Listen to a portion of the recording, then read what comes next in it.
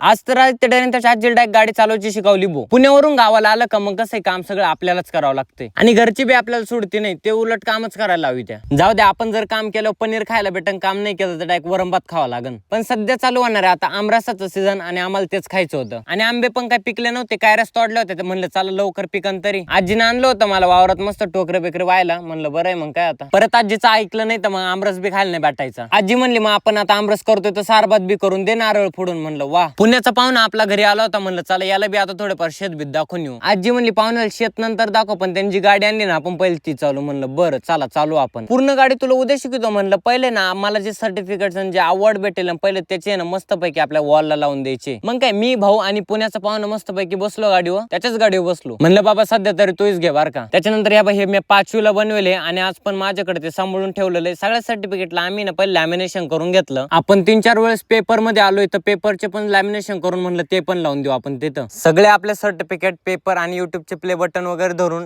असं जे काही दिसत होतं तिथं. आणि माझे पप्पा पण बघत होते हे सगळे, याला किती काय भेटले तर त्यांना बी माहित नव्हतं. माझ्यासाठी पण हा थोडा इमोशनल सीन झालता, पण चला म्हणलं आपल्याच कष्टाचं फळ आहे. आणि हा, तुम्हाला जर आजीला गाडी शिकवण्याचा व्हिडिओ बघायचा असेल ना तर युट्यूबला जाऊन तुम्ही आदित्य डेरे सर्च करू शकता आणि तुम्हाला सगळे मोठे व्लॉग बघायला भेटून. आजच टाकलाय, लवकर जाऊन बघा.